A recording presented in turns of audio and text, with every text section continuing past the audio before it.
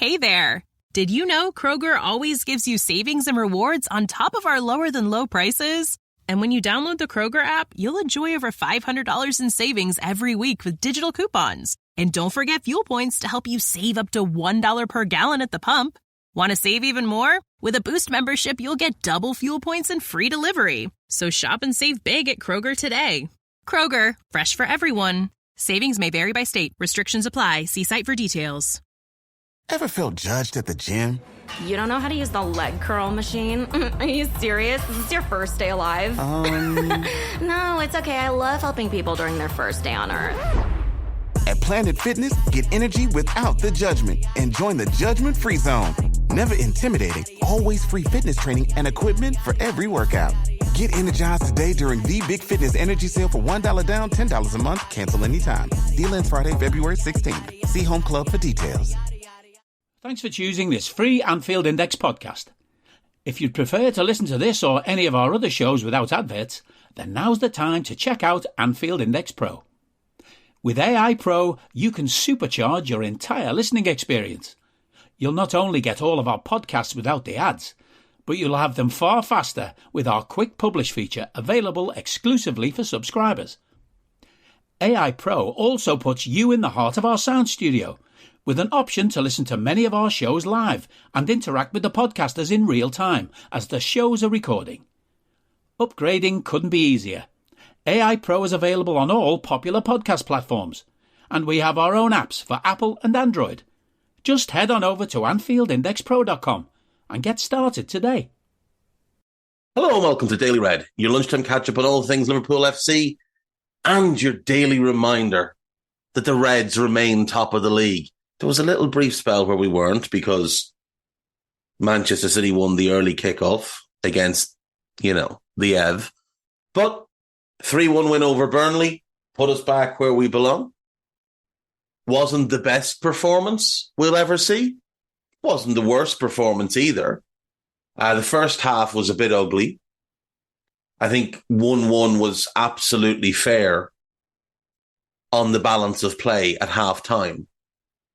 Diogo Jota put us 1-0 up with a header after James Trafford came out and, waved at the ball.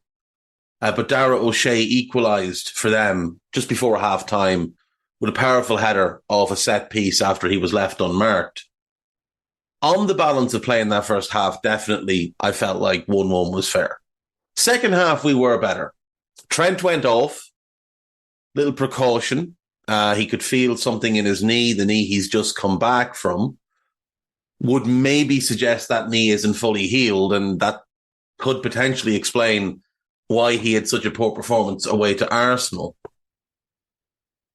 Harvey Elliott came on in midfield, and Curtis Jones dropped from midfield to right back and put on a really good display at right back, but Harvey was the game changer.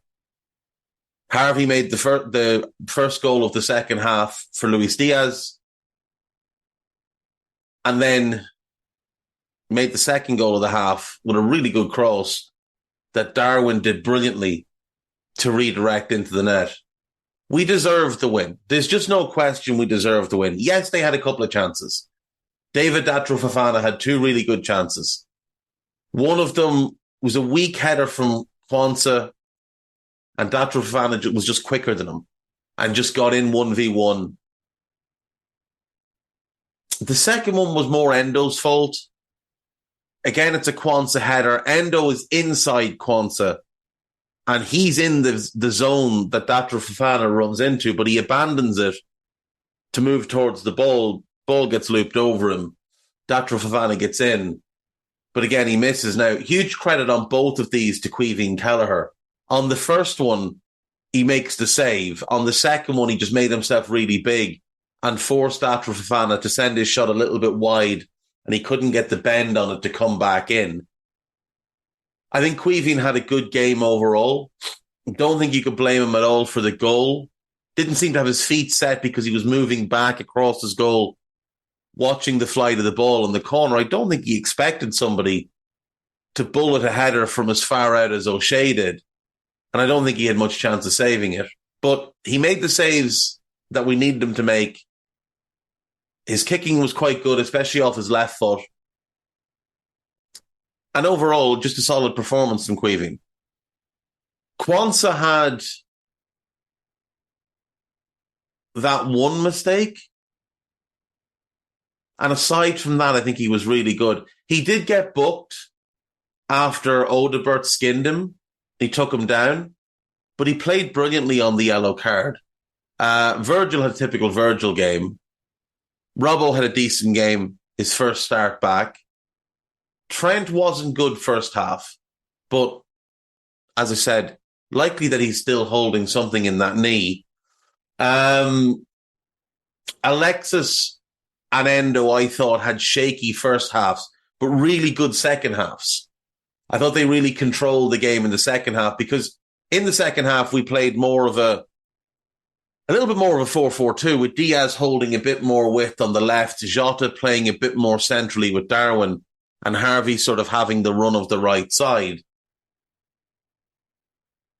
And the two boys sat into midfield and really did control things well. So credit to both of them. Endo especially, who got booked. One of those bullshit bookings where Darwin gets pulled and dragged, and it's a blatant free kick to us. The referee doesn't give it. They win the ball. They drive forward, and Endo has to take the man down, and he gets booked. But we should have been the ones getting the free kick, and they should have been the ones getting the yellow card 15 seconds earlier. But Endo grew from there. It was like watching a lesser version of Fab, but it's like watching Fab when Fab would get a yellow card and you just knew he was thrown in a 9 out of 10. Endo had a really good second half. Like I say, so did Alexis. Curtis, for me, was my man of the match. I thought he was good in the first half. I thought he was outstanding in the second half. Odebert had his way pretty much with Trent and with Kwanzaa whenever he got the opportunity to run at them. And Curtis didn't give him any opportunities. He's got real tight to him, marked him very well, and was very, very useful with the ball himself. Jota was a little bit quiet, couldn't really get heavily involved, but did score. Diaz, I didn't think he played well. He scored, but he absolutely ruined multiple great opportunities. One counter-attacking chance in the first half down the left, he just plays a shit ball to Darwin and kills the momentum of it. And then in the second half, he gets in, he's got one defender to beat, and he's got Darwin in acres of space, dead in front of goal with no defenders. And rather than pass it to Darwin, he dribbles infield, because Paris thought you might take on and beat the man, and then plays a crap pass to Jota. So frustrating from Luis Diaz, but he did score, so that's a big thing. And Darwin, I mean, he's just Darwin, isn't he? He should have scored a second, or it would have been a first. No, it would have been a second. It would have been a second. Great first touch, like otherworldly first touch. Just didn't get his steps right. That's all that happened. He stretched too far to get the shot away. If he takes one more step, he's in a much better position to just pass that ball past the goalkeeper. I think he assumed the goalkeeper was going to rush him, so he tried to get the shot away early and catch him off guard. But look, he got his goal. He worked really hard. He defends so well from the front. And his link-up play is getting to the point where he's one of the best around. He's not quite at the Ivan Toney, Harry Kane, Victor Gyökeres type of level. But, you know, his one-touch layoffs and that are really, really good. He's holding the ball really well, bringing others into the game, making good decisions. And he got a goal. So we get 3 goals from our 3 forward players, all headers, which is the first time that's happened in a long time. Michael Reed had a stat on it the other day. Check out Michael's Twitter. I can't remember what it was, but it's the first time in a long time that that's happened. So a good win, and we're top of the league. 2 points clear of City, though they do have a game in hand. 2 points clear of Arsenal, and we have a more favourable run of games than Arsenal. Now, they had a really impressive win at the weekend, the West Ham, Jesus wept. You'd want to be just liquidating the whole club after that. City didn't look great against Everton, but similar to us, they just got the job done. See, that's the difference between us, City, and Arsenal, is that us and City know how this goes. We know that all you have to do is win. You just play well enough to win. Arsenal are going out and playing to their maximum capacity every single week. And eventually that's going to come back to bite them because they're putting in far too much effort. Like, you don't need to beat West Ham 6-0. You could have just won 3-0 and just sort of relaxed and conserved energy moving forward. They've got Burnley next. That'll be a fairly straightforward one. But if Burnley play like they did on Saturday, they'll cause Arsenal some trouble. This little run, Burnley, 2 at home, 2 hit and miss, Sheffield United away and Brentford home. They're all games Arsenal will win. But then it gets tough for them. Like, then it gets really tough. Chelsea, City, Luton, Brighton, Villa, Wolves away, always tough. Spurs away, Bournemouth, United away, and then an Everton team that might well be going there scrapping to stay in the division. So Arsenal need to make hay while they can. They've got 4 very winnable games coming up, but their last 10, that's a really tough run. A really, really tough run. And you compare it to City of Chelsea next. That's obviously a tough one. Then Brentford home. Brentford do just make it tough on Man City. Then Bournemouth, that's winnable. Then United. Then us. Then Brighton. Then City. Then Villa. So their next run of games is tough. Their last 4, fairly straightforward. Forest, Wolves home, Fulham, West Ham. In the last 6, in the last 7, the only one you'd look at as potential banana skin is away to Spurs. But it's their next 7 that's tough. And then for us, like, we don't really have the run of tough games the way these sides do. Now, Brentford won't be easy, but we should win. We should beat Luton. Forest. This is probably our toughest run. City, Everton away, Brighton. That's pretty much it. Like, we've got to go to Old Trafford after that, and then we've got Tottenham and Villa home. So Tottenham home, Villa away. But we don't have like a 7-game stretch where you're looking at it and thinking, God, there's 4 really tough ones in that. City do, and Arsenal do. Arsenal's last 10 is really tough. So the fixtures do fall in our favour. The knock for us is we've also got the EFL Cup. Now, it's only 1 more game, but it's still an extra game, which those sides don't have. We've also got the FA Cup, which Arsenal don't have. Now, they have Champions League, which is obviously tougher than Europa League. And let's be fair, if Jurgen decided to just bin off the Europa League and go full bore onto the Premier League, none of us would really complain. I'd love to win the Europa League. It's the one trophy Jurgen hasn't won. But given he's leaving at the end of the season, the league title means so much more. Because for him to leave with just 1 league title will be disappointing. He deserves another one. Like, he really does deserve another one.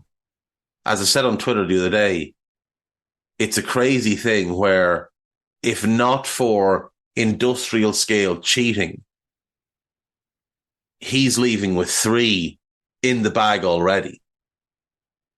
Like, if we do nothing else, nothing different, everything the same, and there isn't a team in Manchester cheating on a level that's never been seen in football before, We have 3 league titles under Jurgen. It's a mad thing. So he deserves to go with 2.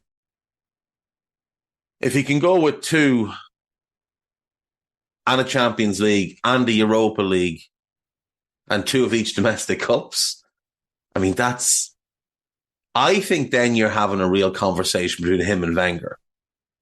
Like, I know some people would say, oh, well, his Champions League already puts him above Wenger, and that's fair. Like, that is fair. Champions League is harder to win. But Wenger won 3 league titles, and that is worth respect. Either way, both of them will go down as top 5 Premier League managers of all time. Ferguson, Pep, Mourinho, and those 2, in whatever order you want to put them in. And if you're already on the Klopp over Wenger train, absolutely fair. I think Wenger's first 10 years at Arsenal would stand much stronger to Jurgen's 8.5 years at Liverpool. His last 10, obviously, not as good and kind of spoiled his legacy a little. On This Is Anfield, there's a piece about Harvey Elliott and how he's shining as a sub. A piece about Trent, who now holds the record for the most assists in the Premier League by a defender. Second place is obviously Andy Robertson. Trent got the assist on the first goal for Diogo Jota. Rival sporting director liked by Liverpool, but here's why move is unlikely. Dan Ashworth. The issue with Dan Ashworth is he has a 12-month gardening leave written into his contract. Now, maybe there's also a clause where you can buy him out of his contract and he doesn't have to serve gardening leave, potentially. If we were hiring someone like Dan Ashworth, I wouldn't want him as sporting director. I'd want him in the higher role, the Mike Gordon role, that sporting CEO role. I think that's where he would do his best work, overseeing the entire football side of the business. But Dan Ashworth's very, very clever. He's a very, very clever man. He's very good at what he does. There's a piece about Curtis Jones, piece about Gravenberch potentially carrying a little bit of a knock as well. Jurgen talking about the Anfield Road end and saying it was outrageously wonderful. It did look class. It looks absolutely amazing, just full of bodies. Fair play.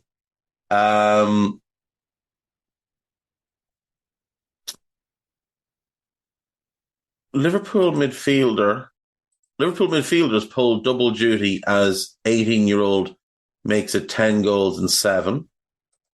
Okay.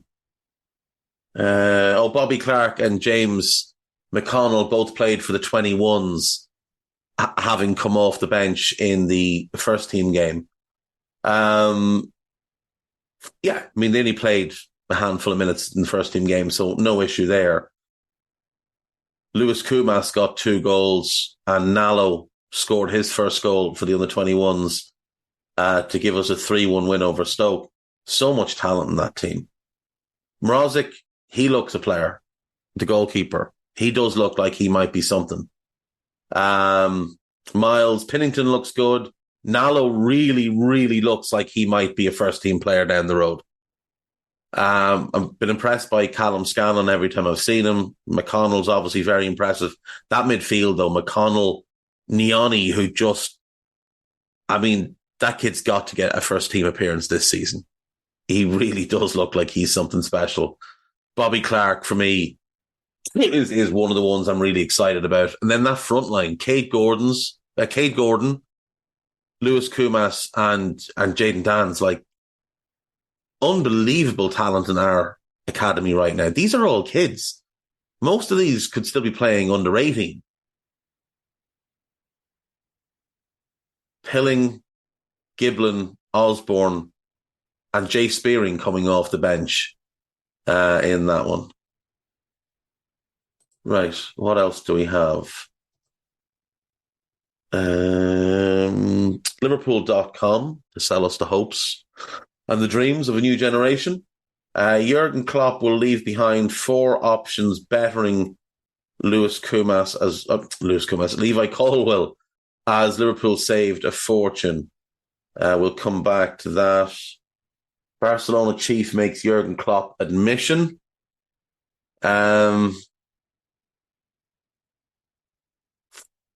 Barca would probably love to get Klopp.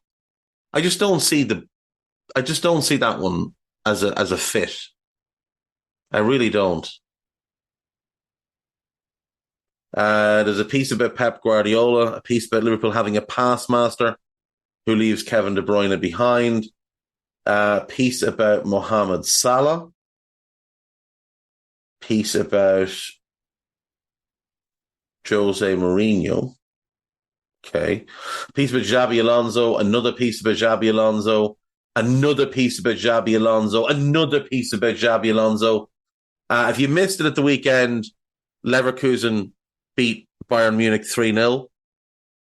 Very, very impressive performance. Really, really impressive performance. And then Sporting beat Braga 5-0 last night because Amorim wasn't being outdone. I think it's going to be between the two of them. I really do. I know the majority of the online fan base are clamoring for Alonso because they're engaging their hearts over their heads. But if heads overrule hearts, I think Amorim is the one that we'll end up with. But we'll wait and see. Who are these players that are bettering Levi Colwill?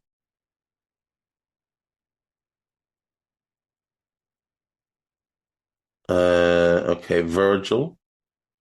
Oh, it's Virgil, Ibu, Gomez, and Kwanzaa. Yeah, just nonsense, to be fair. None of them are playing as a left back. He's played predominantly as a left back this season, so it just seems a strange comparison to try and make. On to AnfieldIndex.com, there's a piece about Harvey Elliott and the impact he's making. There's a look inside the new documentary series that is being filmed. Piece about Virgil talking about the potential title race coming up. Fabrizio Romano wants you to believe he has all the updates on what's going on at Liverpool, despite having absolutely fuck all clue. But he's had his say on Alonso because, it's very easy to play the percentage chance. And Alonso is a clear, logical link to make. But as I said before, nobody fucking knows what the club are doing. Nobody knows. So any of these journalists that say, oh, they're the clear front runner, they're the clear favourite, they have no idea. Not a clue. None of them had any idea Jurgen Klopp was leaving. 3 months, and that didn't get out. So when they pretend they have the inside track, they really don't. I'm sure at some point, James Jimbo Pierce will write the inside story on Jurgen's departure, but it won't be the inside story. It'll be conjecture, it'll be speculation, and it'll be, connecting the dots and adding 2 + 2 together, sometimes getting 5. Looks like Kieran Morrison is going to sign a new contract with the club. The kid, didn't we nick him from United? Very, very highly regarded. So that's promising news in itself. And then, podcast-wise, there is a new Pro Plus entitled The Next Dance. This is part 1 of a series that Dave Davis and myself are doing. We had a look at Xabi in this one. So that is out. There will be another one coming in the next couple of days. And then Dave's away this week. He's on holiday with the family. So, for some, isn't it? Yeah, just it's the match at school of work. Did anyone see Gibbo? Gibbo was away looking like the happiest man in the world. Just looked like he didn't have a care in the world with his absolutely outstanding hat. Tremendous stuff. Anyway, when Dave gets back, we'll record a couple more because we do sort of feel like there are 4 candidates and we might have a look at some others as well. So we'll do 2 more. We might do 4 more. We'll see. There is the post-match Raw after the Burnley game. There is a Scouser Tommies with Jim and Jay. So check all of those out. There is loads more to come this week. And I will see you all tomorrow. Take care of yourselves. Bye-bye. We hope you enjoyed listening to this Anfield Index show.